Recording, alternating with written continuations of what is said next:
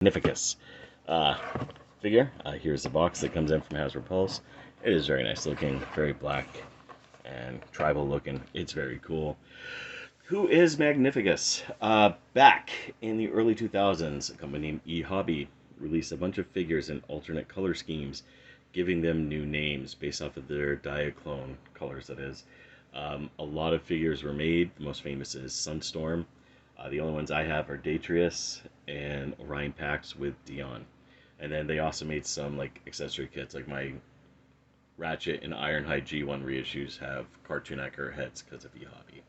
But one of the ones that they did was Magnificus. He's a Decepticon scientist who gets framed for something or other and goes on the lam. And he partners with a guy from the Microverse. And they go on all these cool adventures. That's him in a nutshell. I don't really know too much about him. Fortunately, I never got him. I did want him, but yeah. So here he is. He is in his tank mode. He is a triple changer, and yes, Blaster Perceptor is a triple changer as well. Even the original Generation 1 toy had his cannon mode, and it's a very, very cool feature that they didn't really bother with in the United States instructions. But in the Japanese versions, you do get this lovely tank, and if you have a small enough guy, you can get him to sit on there. I don't have my small out right now, so nobody's gonna ride him like the tank that he is. But it is cool looking. Now, he does not have wheels on the bottom, so these treads are fake, so he doesn't really slide in position, but you can position him depending on a couple things. But you're not here to see a microscope, him in his cannon mode. He is a repaint and retool of Perceptor, which means, of course, you do get him in a very lovely, and I probably have this done wrong because I'm doing this quickly, but you do get him in a microscope mode. And it's a microscope mode mostly because they say it's a microscope mode, but I don't like how I did this. Let me try it the other way around. I want this to come this way. There we go. This to come this way. And voila. He's a microscope. You can't really tell, but you can see in there a little bit. Now, it doesn't really do much with the magnification. But, hey, you get a microscope, and that's something cool. And it works. Now, his powers, from what I remember from the eHobby line, is that he can make stuff from the Microverse show up and enlarge them, or he can just enlarge things in general. So it is a neat little feature that, you know, he can turn into microscope, see these guys, and go from there. Now, my G1 Perceptor, I have all of his accessories put away, so, but yeah, as you can see, what we're looking at. Oh, forgot to do the mirror pairs piece, but there we go.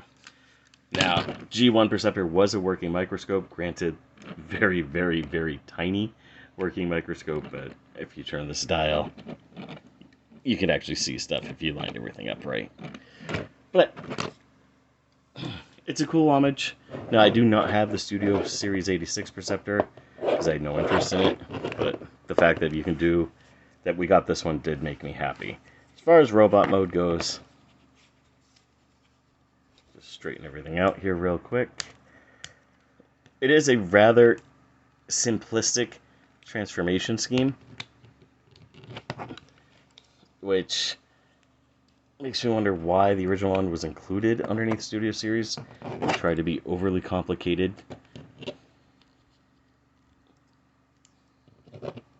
Take this off.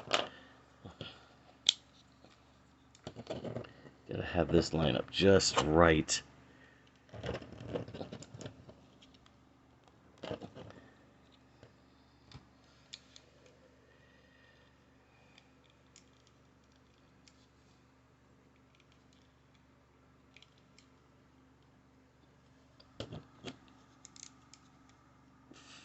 Ah, that's what I'm forgetting.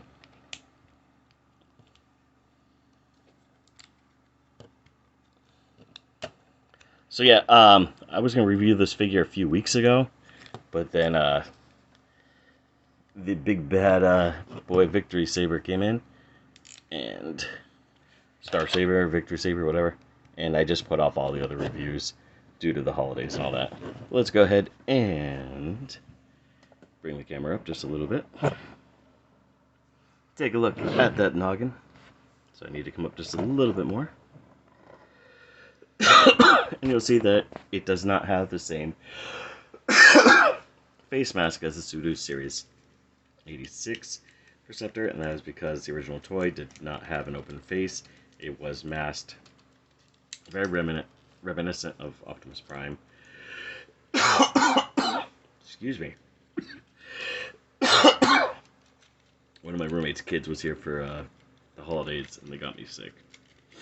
And it hurts. It hurts bad. But I'm COVID-free. I did test that. Because joy of working in the medical profession. Let's go ahead and... I'm sorry, I'm transforming the G1 Perceptor, and its hands are stuck. So...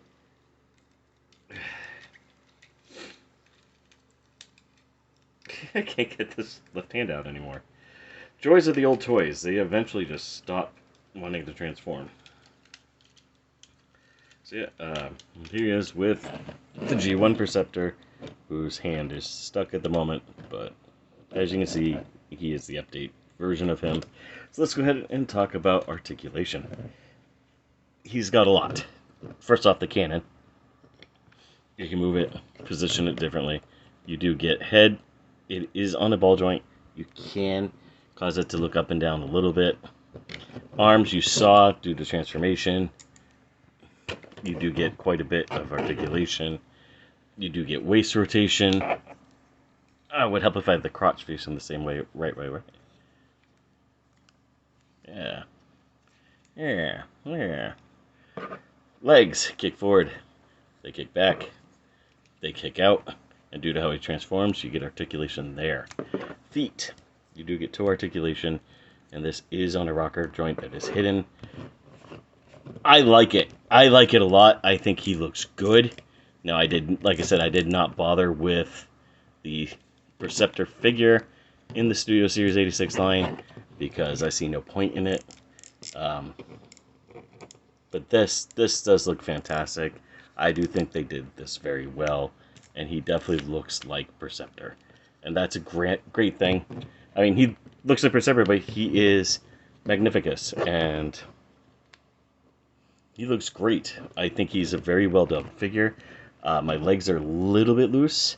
And due to how these are designed, I don't foresee them lasting too long. But otherwise, he is a very nice looking figure. My only complaint is I can't get these arms to stay tight. And then these are loose. So yeah, if you can find these, it is a figure worth having if you're a fan of Perceptor or if you like obscure characters. And you don't get much more obscure than an e-hobby character. Thank you very much for watching. Please comment down below. Tell me what you liked, what you didn't like, and what you want to see next.